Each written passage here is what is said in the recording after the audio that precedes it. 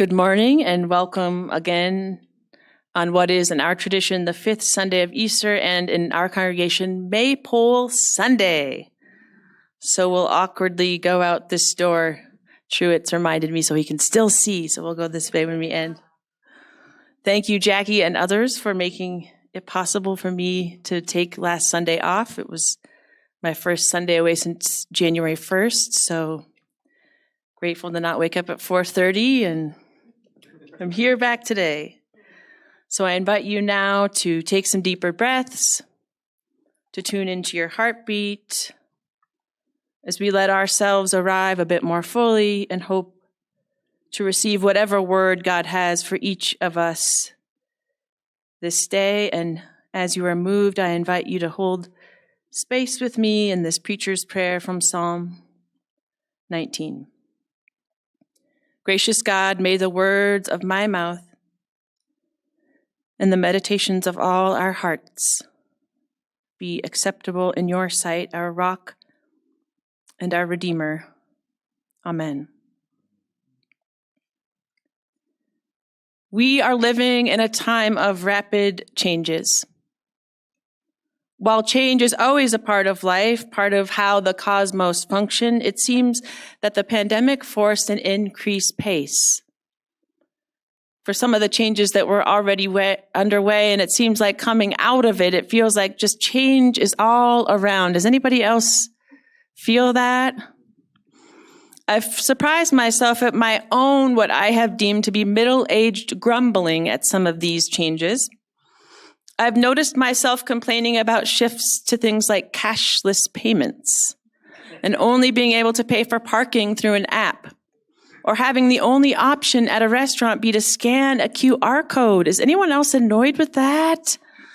Recently, I found myself nearly begging a server, can I please have a paper menu? There have been changes in how we shop, how we travel, how we check out at the grocery store, and even how we dress. In the pandemic, purchases of clothing went down dramatically, but purchases in sweatpants increased 80%. I love that. I'm a reader of Vogue and have been for a long time, so I delighted when even Anna Wintour declared that the whole fashion ecosystem is being forced to reimagine. She said it crystallized a lot of conversations that the fashion industry has been having for a long time. For an industry meant to be about change, sometimes it just takes a long time to do that, she said. But now we're really forced into a moment when we had to rethink. Recently, a relative of mine lamented about this change. She said, there's no uniform anymore, no rules about how we dress. Why do people wear sneakers with suits?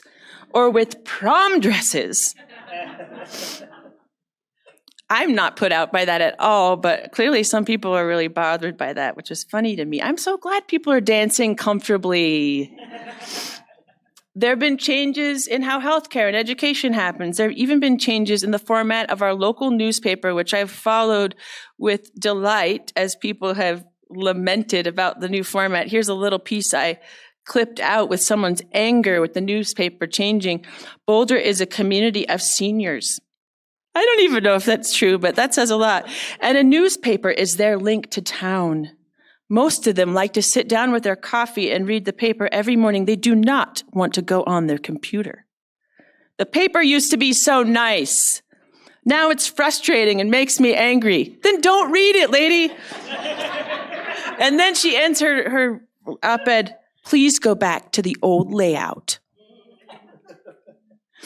We are living in a time of so many changes that was what was once called America's pastime is even in the middle of some dramatic evolutions. My husband grew up in Boston, and any of you who know about that region, being a Red Sox fan is really something like a religion more than a sport. So I've followed the talk of what some have said is almost a new game. Is any baseball fans in here? For years now, fans have said the game has become boring. Balls being put in play were reduced dramatically, and so were the number of strikeouts. In a time when people wanted action in their sports, baseball was mostly long pauses. time between the good stuff where the audience would wait impatiently for the pitcher to adjust his stance for the 10th time or twist his hat yet again. As Steve Ketman wrote in an article recently, too often in past years, too many pitchers killed time on the mound and too many batters around the plate by stepping out after every pitch to adjust the glove, scratch an itch, or just plain preen, which is exactly what they were doing while we all waited. Then, because of that and other things, the game would go on and on and on, and soon it was normal for them to be more than 3 hours long. So baseball could no longer claim the title of America's favorite sport. And not long ago, Major Baseball was freaking out and figuring out what they would do to change. And because of this, and because of all of these changes that surround us, because we're living in a time of rapid change, I found myself wondering, how do we know what to hold on to? What do we grumble about and surrender to? And also, what do we refuse to let change? Are you with me? What do we let evolve because we see that it must in order to continue to exist, because we love it too much to let it die? And what should remain the same? How do we know what to do? How do we know the way to go? That's the question asked of Jesus in this part of the Gospel of John. He's giving instructions before he leaves them. And you can just hear it like he's trying one last time, tell them what to do before they forget. And this genre of literature, you might remember, is called a farewell discourse. And we get these a couple places in the Gospel.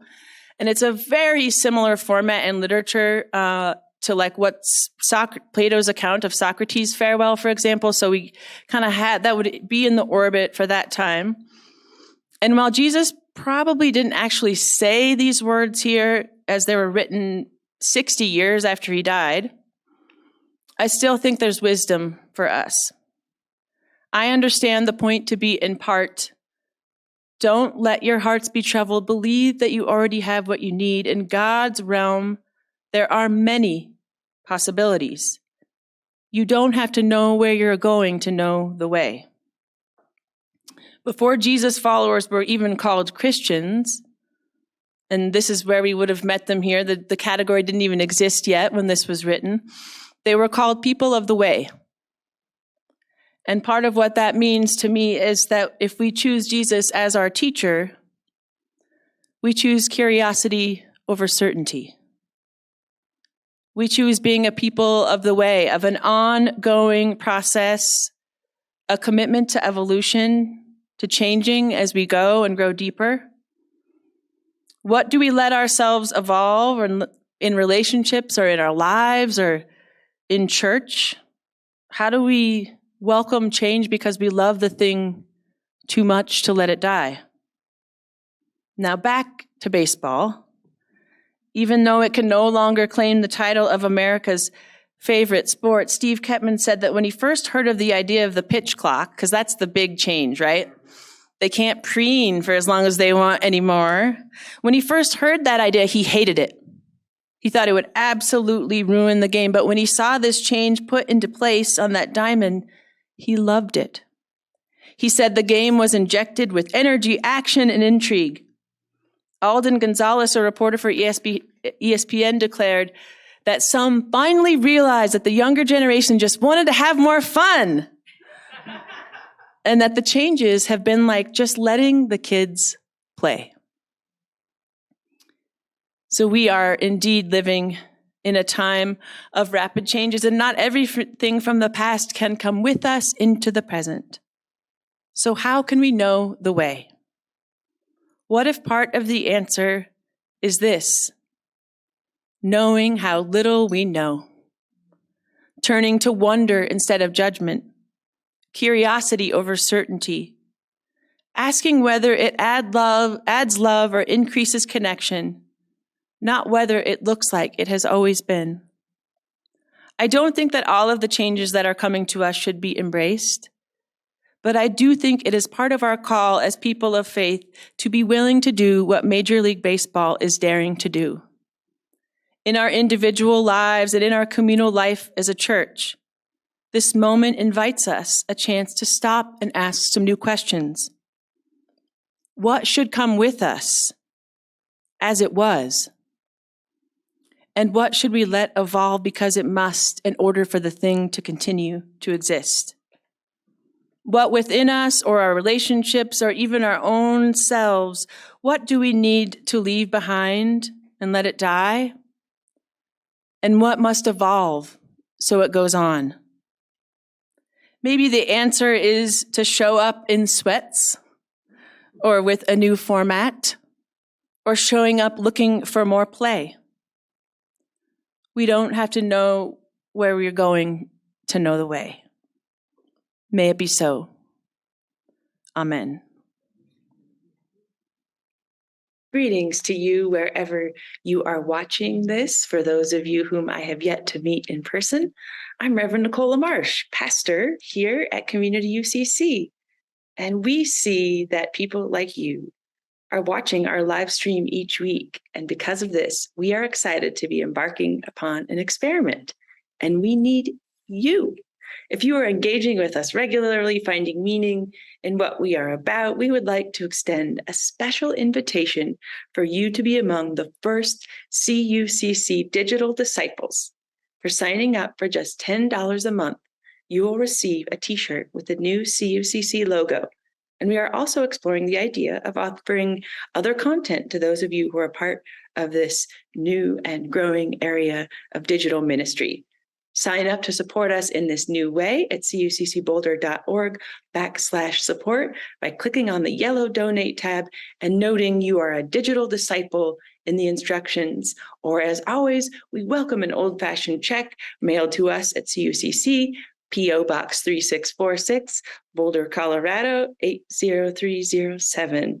Thank you for being and building beloved community with us, and thank you for your gift, whatever it might be.